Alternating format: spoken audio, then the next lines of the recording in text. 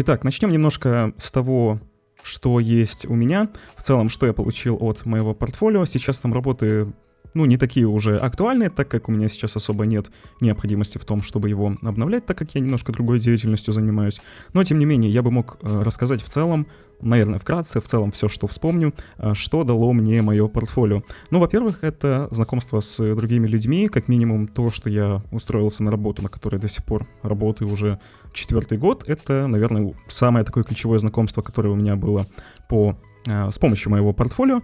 В целом оно еще давало, соответственно, колоссальные просмотры, которые влияли на репрезентативность, что ли, перед моими заказчиками, потому что, опять же таки, каждый раз, когда я выкладывал какую-то работу, когда для меня это еще было актуально, ко мне всегда обращались какие-то заказчики, и я выкладывал это все не просто, чтобы выложить, чтобы где-то сохранить там какую-то картинку, которую я сделал, а именно, чтобы с этим дальше уже работать, и чтобы показать это, собственно, заказчику, чтобы ему это понравилось. Поэтому я использовал в целом определенные принципы, о которых мы еще сегодня поговорим, но с моего портфолио я получал абсолютно большое, на самом деле, количество заказов, они были все разные, например, даже по сравнению с тем же Инстаграмом, на Behance люди более охотно платят, поэтому всегда важно иметь портфолио в целом на таких площадках, как ArtStation или Behance. Можно, конечно, использовать Инстаграм, но это уже такая вещь более, наверное, не совсем подходящая под портфолио. И да, как я уже сказал, мое портфолио, во-первых, давало мне множество приглашений на всевозможные вакансии. При этом это были не просто вакансии от каких-то там неизвестных студий, были прям достаточно крупные ребята, и, соответственно, это регулярное пополнение моего, списка заказов, и даже большинство заказчиков, они остались с тех пор, и мы работаем время от времени с ними, поэтому, да, мое портфолио дало мне в целом такие вещи. Для записи данного видео я также пригласил очень экспертного человека, Антона Радковца, который имеет огромный опыт в ведении личного портфолио. У него также огромный опыт в арт-дирекшене и в целом в том, чтобы преподавать людям, поэтому будут некоторые тезисы, которые я подготовил для этого видео, на которые он будет, собственно, давать свои ответы. Поэтому одним из таких тезисов будет, почему портфолио это действительно важно. Почему портфолио это действительно важно? Но я, наверное, не буду говорить про такие очевидные вещи, да, что, пока ты не покажешь свой товар, то как бы к тебе и не придут клиенты, потому что для того, чтобы был спрос, нужно сделать предложение и тому подобное. Это вещи, которые, наверное, очень очевидны, и на них можно не заострять свое внимание. Другое дело, что когда ты организовываешь свое портфолио, когда ты в целом, да, пускаешь в свою жизнь такую вещь, как формирование портфолио, это же отдельный скилл, это отдельный навык, отдельный вид искусства, да, так скажем. Мало сделать просто хорошую работу, мало быть просто профессионалом, который обладает кучей скиллов. Нужно еще уметь себя грамотно подать. Да, портфолио — это как некий рассказ о вас, и не только на визуальном языке. Если кто-то думает, что портфолио — это просто набор картиночек, но это не портфолио. Портфолио — это именно способ рассказать о себе, при этом учитывая особенности площадки, на которой ты говоришь. Портфолио дает тебе понимание сервиса, то есть потому насколько удобно смотреть твою работу, насколько быстро она грузится, насколько тебе легко переносить свою работу с разных площадок на другие, учитывая ресайзы и все остальное. То есть это все вроде бы такие мелочи, но которые складывают в итоге полную картину сервиса. Когда ты перестаешь думать именно как художник, как дизайнер, как 3D-артист, да, то есть портфолио дает тебе понимание, как создавать сервис именно. Где лучше вести портфолио? При выборе площадок для ведения своего портфолио у нас на самом деле не такой уж и большой спектр для принятия решений. Я бы даже сказал, что выбирать вы будете между ArtStation, Behance и Dribbble. Само собой, вы можете вести личный сайт портфолио, но это отдельная тема, которая не актуальна для этого видео. Итак, ваши работы в большей степени относятся к тематике геймдева, значит ваш выбор ArtStation. Но если же вы делаете более дизайнерские вещи, то стоит присмотреться к Behance. Выбор действительно настолько прост, и есть еще Dribbble, он подойдет, если вы хотите прям целенаправленно смотреть в сторону зарубежных заказчиков, но лично у меня с ним история достаточно прохладная, не помню, чтобы было оттуда больше пары заказов. Dribbble хорошо подходит для единичных так называемых шотов, где ваша основная работа — это одна какая-то картинка или видео. Рекомендую использовать в связке с Behance. А что касаемо Инстаграма, то его можно иметь как дополнительную точку соприкосновения с аудиторией, но я бы не рассматривал данный сервис как основное место публикации своего портфолио, как минимум из-за того, что изначально инструментарий Инстаграма не предназначен для этого. Но и полностью отказываться от публикации там не стоит, как-никак клиенты есть и там. Просто используйте его как дополнительный инструмент. Само собой, есть еще какое-то количество площадок для публикации портфолио, но я решил остановиться на основных. В каком случае стоит выбрать Behance, а в каком случае ArtStation? Ну, на мой взгляд, это разные площадки все-таки, хотя по функционалу они дают примерно плюс-минус одинаковые возможности. Но ArtStation, если посмотреть даже на то, какие в основном там вакансии публикуются, да, то есть то, кого в основном через эту площадку ищут, то можно понять, что это больше заточено все-таки под геймдев. В то время как Behance — это площадка более широкого профиля. Поэтому если вы метите именно в геймдев, то ArtStation — это то, что нужно вести обязательно. Behance, почему бы и не вести его параллельно с ArtStation. В связке все равно это более удачное, так скажем, портфолио, нежели когда ты хранишь яйца в одной корзине, да, как говорят. Вот. Другое дело, что если ты метишь не только в геймдев, то Behance тем более нужно для себя рассмотреть. Оформление кейсов и обложки. Давайте изначально упустим очевидный момент, что обложки должны быть привлекательными, информативными и в целом хорошо смотреться с остальными работами. И поговорим немного о том, как оформлять сами кейсы. В случае с 3D это значительно проще, чем упаковка идентики или чего-то подобного, так как зачастую у нас все крутится вокруг одного изображения или видео. Никогда не стоит брать и грузить одну картинку, которую вы сделали, и считаете, что на этом ваша работа закончена. С таким подходом вы можете остаться на вышеупомянутом дрибле и забыть о более привлекательной и интересной подаче. Помимо финального рендера, в кейсе у вас должна быть последовательность повествования. То, как вы придумали ту или иную вещь. Иметь небольшое описание — хорошая практика, ибо понимание хода мысли создателя — очень важный аспект для нанимателя. Покажите в кейсе ваш процесс. Скетчи, мудборд и прочие подобные мелочи сделают вашу работу более сочной и покажут вас с более профессиональной стороны. Предположим, у вас есть один рендер, который вы хотите выложить себе в портфолио. Вы можете сделать основную его презентацию, затем показать несколько ракурсов, варианты без материалов, да, даже сами материалы можете отдельно презентовать на каких-то сферах и сделать из этого отдельный слайд. Если это какая-то крупная работа, соберите из этого историю, из которой будет сразу понятно, что это хорошо продуманный рендер, который твердо стоит на ногах концепции и сильной идеи. В случае с 3D-рендерами. Тут все зависит, наверное, от площадки и от того, куда вы метите. То есть, к примеру, если вы работаете в геймдеве и делаете персонажей, да, то, наверное, было бы неплохо показывать какие-то дополнительные компетенции, которые бы, давали понимание, что вы все-таки в теме, да, что вы не просто концептуально там продумываете модельку, а вы понимаете, как с ней работают потом другие сегменты, да, геймдева. Например, может быть, показать, что эта моделька прекрасно там дружит с костями, или она оптимизирована по полигонам, да, и тому подобное. Тем более мы живем в эпоху нейросетей, и как будто бы нам теперь очень важно доказывать, что мы это именно сами делаем ручками. Вот. Иногда бывают случаи, когда та работа, которую мы показываем, настолько уникальна в своем роде, что там не нужны дополнительные какие-то подтверждения того, что ты автор. Самобытно выглядит.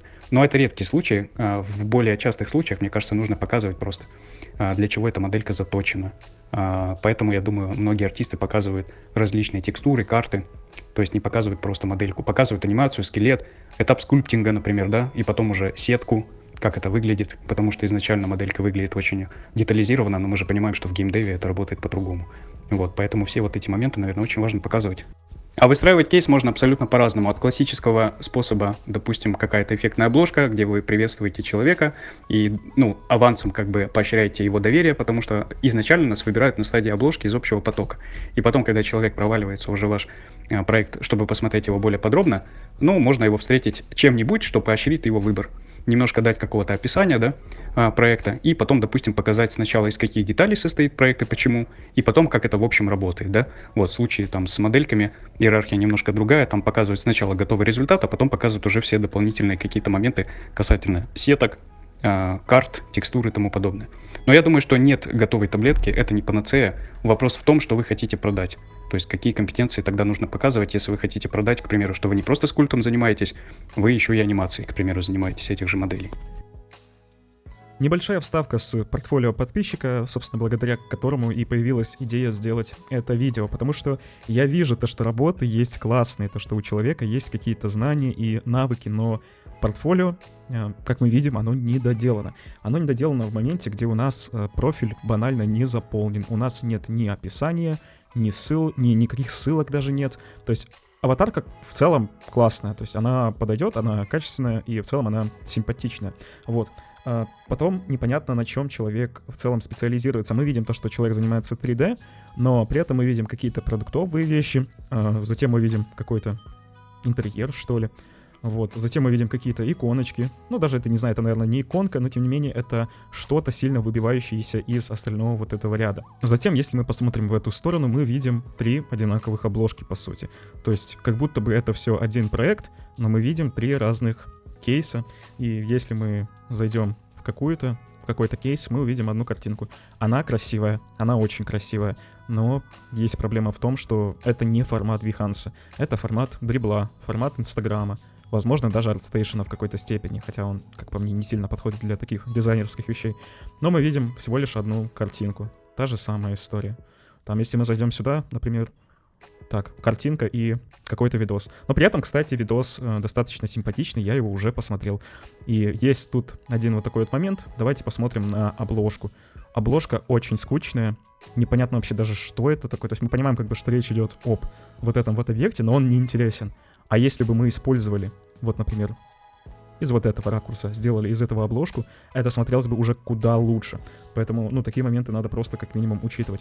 При этом у нас есть обложки, которые банально недоделаны. То есть у нас есть какая-то интересная задумка, которая портится вот такими вот вещами, где мы сразу понимаем, что давайте даже так, мы не человек, который пришел смотреть на работу, мы хотим нанять этого человека. Мы видим, так, вроде что-то делает, но у него какое-то такое отношение незаконченное. То есть я бы не хотел работать с человеком, который бы на вот таких банальных вещах проявлял бы свою какую-то лень. Вот. Конечно же, не хочу никого не обидеть, ничего, но просто вот это выглядит очень отталкивающе. Не потому, что это выглядит плохо, а потому, что мы видим то, что человек, он не позаботился о такой мелочи, которая сразу сделала бы его работу куда лучше. Затем, если мы откроем, да, любой, в принципе, кейс, не знаю, вот этот, что мы увидим? У нас нету инструментов, у нас есть Behance Mobile. Честно говоря, не знаю, что это. Возможно, с Behance мобильного выложено или что-то типа этого. Но у нас нет инструментов, у нас нет никакого описания, вот если мы так посмотрим. Все, да? Есть какие-то такие хэштеги, но не более. Зайдем сюда, тут инструмент Photoshop. Так. Все, инструмент Photoshop, Blender. Ну, в принципе, вот тут хотя бы инструменты какие-то есть, но, опять же таки, нету описания никакого. Там. Ну, тут, наверное, уже что-то есть, потому что тут видно, что человек, опять же таки, старался именно над самим рендером. Но, опять-таки, 2 картинки. Этого очень мало, и, пожалуйста, делайте более наполненными кейсы, если вы делаете их на Behance. Но, опять же таки, нет никакого описания. В целом, я думаю, то, что Антон сейчас может вам рассказать, почему это так важно. Важно ли заполнять такие поля, как инструменты, в которых работал, описание, теги и прочее? Да, это важно. Я бы вообще не игнорировал те вещи, которые площадка просит от вас. Почему? Потому что площадка — это некий алгоритм. Помимо того, что там есть процессы, за которые отвечают живые люди, там есть процессы, за которые отвечает искусственный интеллект. Неважно, это ArtStation, Behance, Instagram и так далее. У всего есть свои алгоритмы, и чтобы площадка понимала, кто вы такой, ей нужно как бы помочь, подсказать. Вот. Тем более, у каждой площадки есть заинтересованность в том, чтобы к ней обращались, как к некому инструменту, да?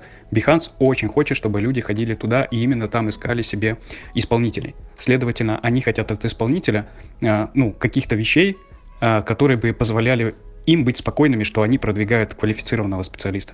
Поэтому теги, то, в каких программах вы работали и тому подобное, это, с одной стороны, помощь площадке понять, кто вы такой, а с другой стороны, мы не должны забывать про наших коллег, которые только учатся и которые, во-первых, создают нам рейтинг, просматриваемость, а во-вторых, которым надо чуть-чуть подсказать чего-то. И вроде такая вещь незначительная, как указание программ, в которых вы работаете, может быть вот той самой подсказкой для коллег. И это, кстати, может отразиться и на том, что показывать в кейсах в том числе. Если вы будете думать не только о потенциальном клиенте, но и о коллегах, это, наверное, возвращаясь к предыдущему вопросу, и тут об этом тоже уместно сказать, думая о коллегах, так или иначе, вы начнете и в самом кейсе что-то чуть больше показывать, как-то иначе подсвечивать, понимая, что вот этот момент может быть полезен моим коллегам. То есть на мои кейсы может приходить не только потенциальный клиент, но и коллеги, которые знают, что я им времени тоже уделяю, подсказывая, немножечко обучаю. Не получается? Копируй. Скорее всего, если вы до этого момента особо не запаривались над своим портфолио, вы столкнетесь с проблемой, когда кейсы выглядят как-то по-разному, местами криво, или их наполнение будет далеко от идеала. Все с этим сталкиваются, и это нормально, на мой взгляд. Основным инструментом решения этой проблемы является копирование. На первых этапах вы можете копировать логику построения, углы поворота камеры для рендеров и прочие вещи у других ребят, которые, на ваш взгляд, делают это лучше. Это нормально, со временем вы впитаете в себя такое же качество и вкус и начнете сами делать хорошо без чьей-либо помощи. Но даже если у вас уже все хорошо получается, никогда не будет лишним посмотреть какие-то референсы, ибо постоянное улучшение ваших работ — это залог успеха. Что может быть важно для потенциального работодателя? Ну, это вопрос такой скользкий. Почему? Потому что мы никогда не поймем, пока не будем на его месте, что может действительно беспокоить работодателя. Но, тем не менее, все равно это не значит, что мы не должны пытаться. Во-первых, опыт со временем вам подскажет, чего в ваших проектах не хватает работодателю. То есть он сам будет говорить об этом. Иногда это проявляется в каких-то вопросах в стиле «а есть еще, например, на что посмотреть». И это может быть для вас неким сигналом, да, и ориентиром, чего не хватает в вашем портфолио. Вот. Но также надо, наверное, все-таки учитывать то, в какую сферу вы метите, и что тогда эта сфера вас будет искать, в чем она будет нуждаться. Опять же, банально, если мы делаем там персонажей, да, то у работодателя могут быть масса разных вопросов, начиная от того, насколько это концептуально, насколько это нестандартно, интересно, да, заканчивая там какими-то техническими моментами. Поэтому от работодателя зависит. Работодатели разные, какой-нибудь частный заказчик — это одна история, студия, да, которая большой коллектив содержит, каждый из которых должен понимать не только свою работу, но и частично работу другого специалиста из другой сферы, потому что все работают как единый организм, работают над большим проектом. И студия тогда будет смотреть уже на какие-то другие, возможно, вещи. Ленты на Behance, коллаборации и продвижение. Поговорим немного о продвижении.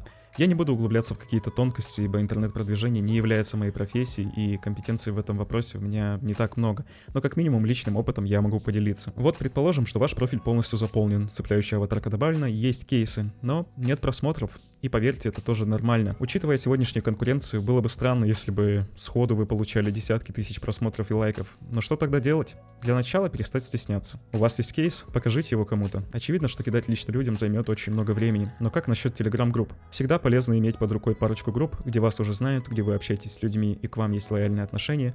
Таким образом, когда вы скинете в эту группу свою работу, вас не кикнут, а вероятно посмотрят ссылку и даже лайкнут. Потому что вы не просто паразит, который пришел надоедать другим своими сообщениями, а вполне себе знакомый человек. И как можно понять, первые несколько сотен просмотров, например, для Behance, очень важны. Когда кейс выкладывается и не убирают сразу же, а продолжает немного продвигаться, алгоритмам проще понять, что здесь есть что-то интересное. И нельзя не отметить особую пользу от коллаборации с другими такими же людьми, которым тяжело набрать стартовые просмотры. Вы банально увеличиваете пул тех людей, которые посмотрят вашу общую работу. Ну, ленточка на Бехе дает банальный буст, да, изначально просто повышает трафик ваших работ, просматриваемость, это самое очевидное. Второе, это доверие со стороны, не то чтобы площадки, а клиентов, да, которые там есть. Наших коллег, которые за нами следят. Если у нас есть какие-то регалии, они следят за нами более охотно, нам доверяют больше и к нашему мнению, опять же таки, прислушиваются. Как это использовать или не использовать, тоже зависит от вас. Вот, то есть я бы не рассчитывал, неважно, о какой площадке идет речь, только на потенциальных клиентов или тамошних кураторов. Про коллег тоже нужно не забывать. Поэтому это банальный буст, вот, это самый минимум, да. Вот, максимум уже зависит на самом деле от вас, как вы воспользуетесь этими ленточками. Ленточки — это просто инструмент. Можно ли просто выложить кейс и забыть о нем, или его нужно обязательно как-то продвигать? Ну, на мой взгляд, конечно, есть такая вероятность, что вы можете просто выложить кейс, забыв о нем, и он как-то будет сам расти, потому что ваша работа будет впечатлять. Но, как правило, надо делать что-то больше. То есть работа с портфолио не заканчивается просто на выкладке вашего кейса. Туда нужно лить трафик. Как вы это будете делать, зависит от вас, инструментов много. Вы можете вести Pinterest, вы можете вести активно соцсети свои, Instagram, сторисы и тому подобное. Даже ваша активность внутри той площадки, где вы выкладываетесь, тоже влияет на то, что будет с вашими работами. Я сейчас говорю не о глупых каких-то вещах, тупых комментариях с целью, чтобы к вам просто зашли такие спам, незаинтересованные комментарии, или выпрашивание, да, каких-то лайков, как это делается на Бехе, или какие-то обманки в стиле там вешания себе ленточек, которых у вас нет на самом деле. Но как бы такого рода продвижение — это, конечно, глупость. Во всем остальном, вы должны создать такие условия, просто чтобы вероятность попадания к вам в профиль, она увеличилась. Можно этого не делать, но тогда вопрос стабильности. То есть вы должны на стабильной основе так часто выкладывать в свой профиль работы, что за счет этого тоже можно расти.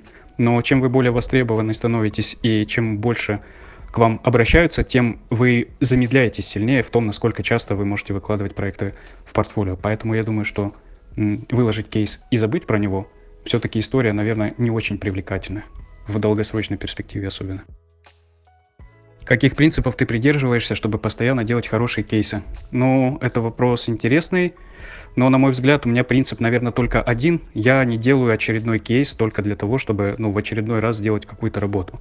Это не так. Каждый мой кейс — это попытка самому себе что-то новое дать. Попробовать что-то, чего я еще не пробовал, что-то новенькое изучить. То есть от кейса к кейсу я качаю свой навык формирования портфолио. То есть мой кейс должен быть пусть и на микро какую-то ступеньку, но все-таки выше по сравнению с моим предыдущим кейсом. Нет смысла отрабатывать все грехи за счет одной работы. Просто у тебя должен быть ряд каких-то пунктов, которые тебе не нравятся, исходя из опыта предыдущих кейсов. И в новом кейсе ты их должен проработать. Как только ты их проработал, нажимаешь кнопку «Публиковать», и сразу видишь тонну других косяков, на которые раньше ты просто не мог обратить внимание, потому что твоя оперативная память в голове была забита. И теперь, когда ты их проработал, ты освободил в своей голове место, и после того, когда ты нажал кнопку «Публиковать», для тебя все становится прозрачно, очевидно, что вот тут еще можно подтянуть, вот здесь можно было сделать лучше и так далее. Делаешь выводы, и в следующем своем кейсе прорабатываешь эти все грешки, да, так скажем, пытаясь при этом что-то еще новенькое узнать. Но и надо всегда понимать, что неважно, какое портфолио мы делаем, и неважно, где мы его создаем и формируем, главное понимать, что на нас смотрят наши коллеги, которые формируют нам рейтинг. Потому что очень часто клиент не настолько искушен, чтобы понять, где работа сделана мастером с 10-летним опытом, а где, там, допустим, человек в сфере работает 2-3 года. Да, бывает так, что для него нет разницы. Но тогда в ход идут наши коллеги, которые, в отличие от потенциального клиента, понимают нашу работу и могут оценить ее по достоинству. Поэтому мы должны учитывать мнение наших коллег, то, чем мы им можем быть полезны. Они создают, в свою очередь, нам рейтинг, репутацию, а уже имея репутацию, на нас натыкается потенциальный клиент. Ну и также кураторы-площадка, да? Нужно понимать, что именно от нас хочет площадка, кого именно она ценит, и какая ее миссия, так скажем, и как она отражается в таком случае на нашем портфолио, которое мы формируем. Заключительный такой совет, который не было в списке вопросов, но на который я, наверное, все-таки обращу внимание. Нельзя никого слушать, и все, что теория без практики, это все ерунда. Обязательно нужно проверять всю теорию в деле и делать выводы. Нету правильной таблетки, правильного решения, правильных действий. Есть какие-то вещи, которые конкретно в вашем случае будут работать, а какие-то нет.